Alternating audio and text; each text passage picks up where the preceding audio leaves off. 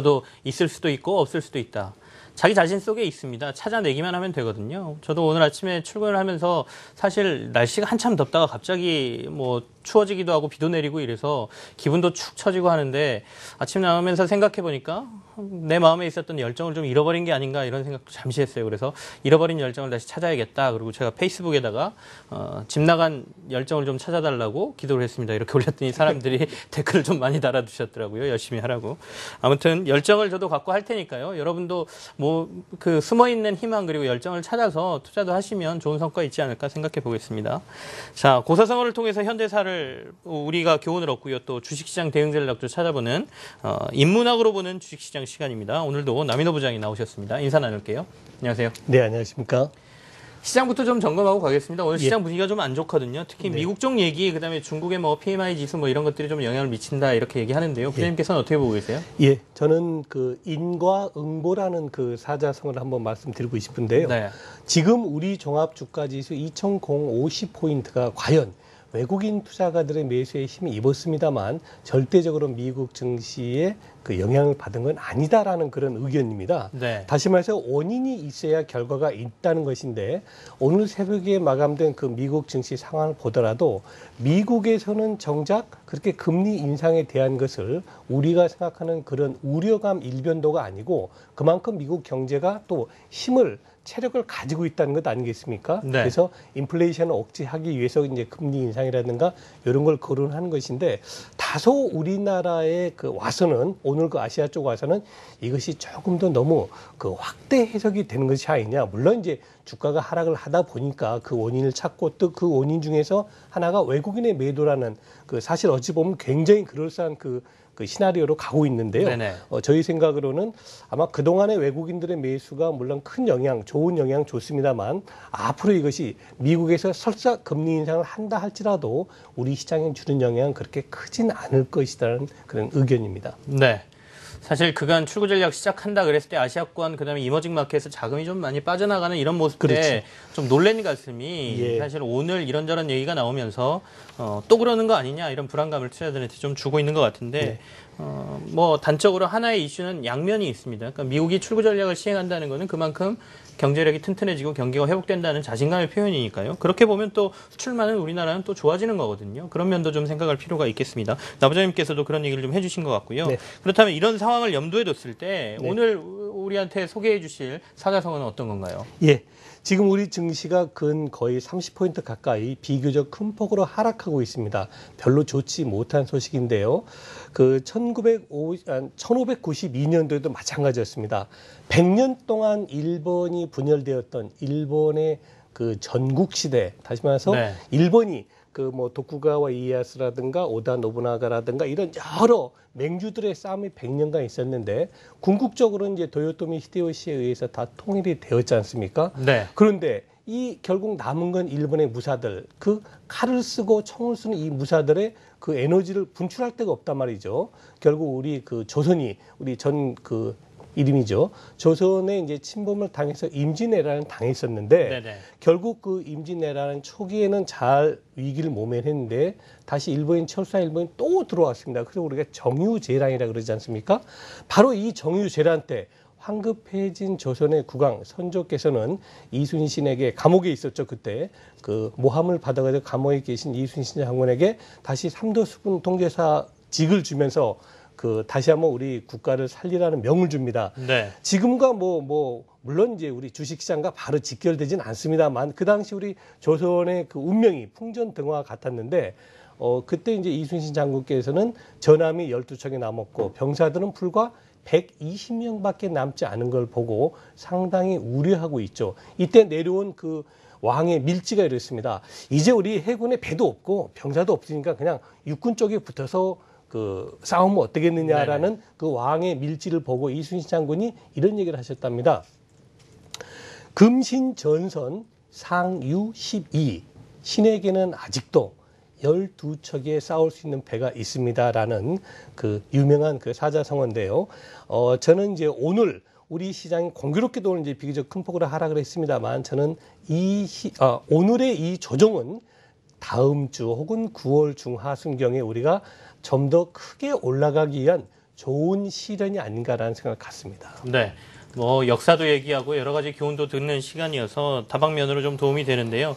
사실 요즘 명량이라는 영화가 굉장히 인기를 끌고 있습니다. 저도 봤거든요. 그래서 그 장면 이렇게 한문으로 친히 왕에게 쓰는 그 신에게 12척의 배가 있습니다라는 그 장면을 굉장히 인상 깊게 봤는데 이순신 장군의 해전이 재조명되고 있는 게 영화 때문만은 아닌 것 같고요. 주변의 상황이라든지 뭐 증시하고도 비교를 하셨지만 명량 해전뿐만 아니라 다른 해전들에도 이런 뭐 저희가 기억할 만한 것들이 꽤 있죠. 예, 그렇습니다. 뭐 세계적으로 이제 육지에서만 싸우는 게 아니고 바다에서의 싸움이 결국 그 전쟁의 승패를 좌우하는 경우가 많았었는데요.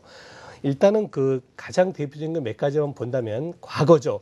BC 480년이니까는 지금으로 약 한 2500년 전에 그리스하고 페르시아의 해전이 있었습니다. 살라미스라는 해전인데요. 결국 동양과 서양의 최초의 그 싸움이라고 볼 수 있겠죠. 또 이제 영국이 드디어 세계의 명함을 내미는 그 원인이 되었던 칼레 해전이라고 있습니다. 네. 우리가 아르마다라고 하는 스페인의 무적 함대를 아르마다라고 표현하는데 바로 이 아르마다를 쳐부순 영국의 그 하워드 제독이 했던 칼레 해전. 공교롭게도 말입니다. 네. 이 칼레 해전의 그 타이밍은 우리 이순신 장군의 한산 대첩과 동일한 해수입니다. 그러니까 1592년도인데요. 거의 같은 해 우리 한반도에서는 이순신 장군의 한산도 대첩이 그리고 영국에서는 칼레라고 그 지금 프랑스 쪽에는 조그만 그 어촌인데요. 네네. 여기서 영국 배는 스페인을 쳐부수죠.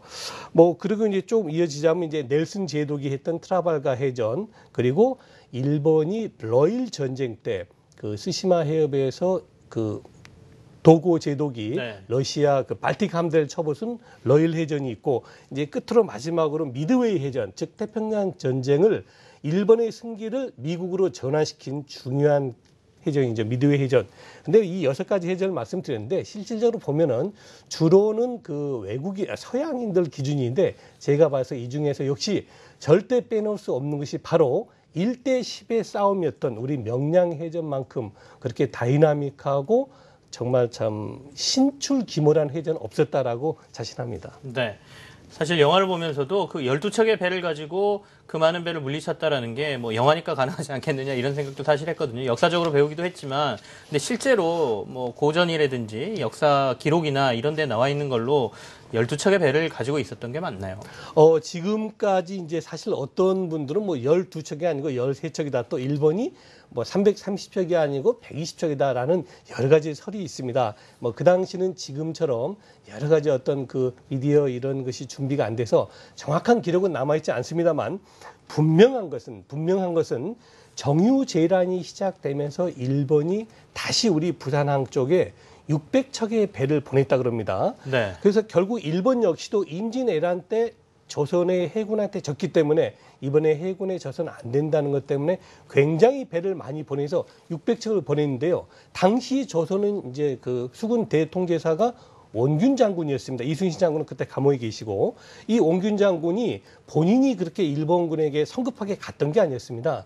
역시 조정의 많은 그 중신들과 왕이 빨리 저 일본 배를 없애라라고 성급하게 밀지를 내리죠. 그래서 결국 원균 그 통제사는 조선에 있는 모든 배 160척을 가지고 공격을 한 겁니다. 일본 배 600척을. 근데 아쉽게도 풍랑도 불고 그 전략이 조금 부족했고 너무 성급하게 공격한 바람에 이 160척 배가 거의 다 칠천량이라는 그 해전에서 거의 괴멸했다는 것입니다. 그래서 기껏 남은 것은 한 10척에서 12척 정도가 도망간 것이 이 신에게 12척이 남아있다는 그 근거가 되겠습니다. 네. 이 바다 이 협곡의 이름이 굉장히 어려워요. 네. 명량 이 발음도 어렵고요. 칠전량 이것도 발음이 어렵고 근데 그 저희가 누가 들으시면 야, 무슨 주식시장 얘기하다 갑자기 명량해전 얘기하고 옛날 역사 공부하나 싶기도 하실 텐데요. 그렇다면 우리가 여기서 배울 수 있는 이순신 장군에게 배울 수 있는 게 뭐가 있을까요? 투자자들이. 예. 제가 오늘 나온 가장 큰 이유입니다. 3가지를 말씀드리고 싶은데요. 그 첫 번째는 바로 칠천량 해전의 실패 요인을 반대로 하는 것입니다. 결국 그 칠천량에서 조선의 해군 배가 전부 다 괴멸이 되자 다시 선조는 그 감옥 안에 있는 이순신 장군에게 아까 말씀드린 대로 그 수군 통제사직을 주면서 네. 이제 힘을 다시 실어줍니다.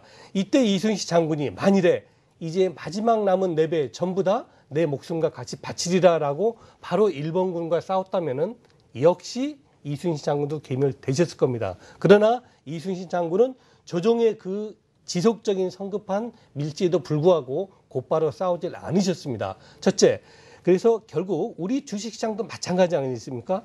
항상 우리 투자자들에게 현금이 있으면 제일 먼저 하고 싶은 게 뭡니까? 주식을 사고 싶어 합니다. 네. 저희 역시도 마찬가지였고요. 그러나 결국 주식시장에서 성공한 사람들의 가장 큰 공통점은 때를 기다릴 줄 안다는 것이고, 바로 이 이순신 장군께서는 12척밖에 남지 않은 우리 조선의 배로 근 300척 가까운 일본을 쳐부수기 위해서는 때를 기다리셨던 겁니다. 네네. 결국 일본의 그 약점, 일본이 교만해지고 약점을 잡은 것이 첫 번째고요. 두 번째로는 올바른 전략을 썼다는 것입니다. 조금 길어집니다만은 당시 일본은 조총을 가지고 있었고요. 우리 조선 해군은 활과 함포, 대포를 가지고 있었죠. 물론 일본도 대포 있었습니다. 그런데 활하고 조총은 그 경쟁이 안 되지 않습니까? 그렇죠. 아무리 활을 잘 쏴도 총으로는 감당할 수 없죠. 대신에 그 이순신 장군은 함포, 즉 화약의 어떤 종류를 썼냐면요.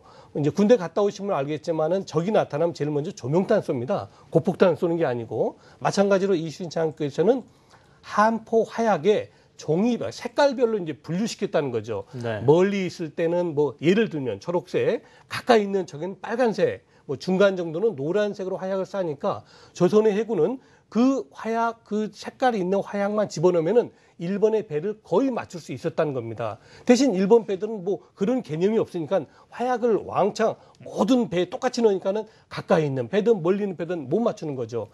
즉 이건 이제 주식시장으로 비교를 하다 보면은 지금의 장세가 대형주 중심의 장세인가 중소형주 중심의 장세인가를 명확하게 분석을 한 이후에 시장에 임해야 된다는 것이고요. 네. 끝으로는 이순신 장군께서 이런 부하들에게 이런 얘기를 합니다.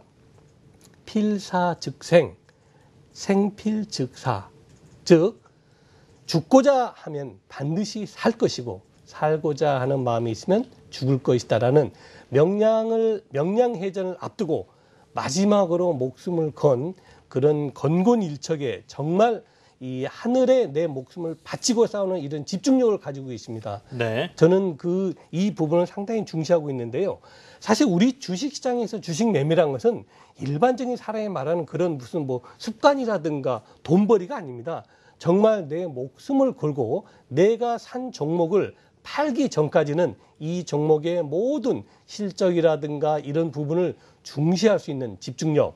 이제 정리를 하면은 네네. 첫째, 때를 기다리는 인내심. 두 번째, 올바른 투자 전략을 잡는 합리성. 마지막으로는 매매에 집중하는 집중력. 이 세 가지를 바로 이순신 장군께서는 선수 모범을 보이셨다는 생각입니다.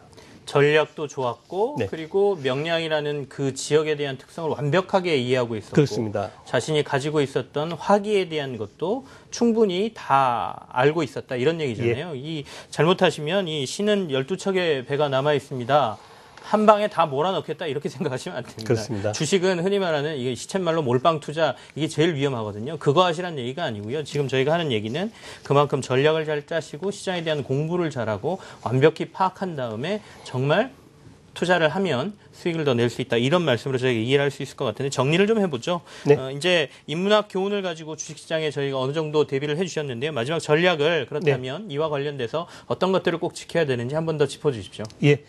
지금 종합주가지수 2050을 하회하고 있습니다. 그러나 3분기, 즉 다음 달인 9월 말까지 저는 2100포인트 고지를 돌파할 것으로 기대를 하고 있습니다. 그래서 지금 비록 조정을 보이고 있습니다만 최근에 이미 주도 종목군으로 부각이 된 금융업종 뭐 종목까지 이건 매수를 하십시오라는 개념보다는 종목을 이제 설명드리기 위한 과정인데요. 신한지주라든가 KB금융 등 금융업종과 포스코와 현대모비스 등 제조업종의 선두 그룹군, 그리고 SKT와 KT 등 통신업종군, 그리고 이제 마지막으로 하나는 이제 다음 달 9월부터죠.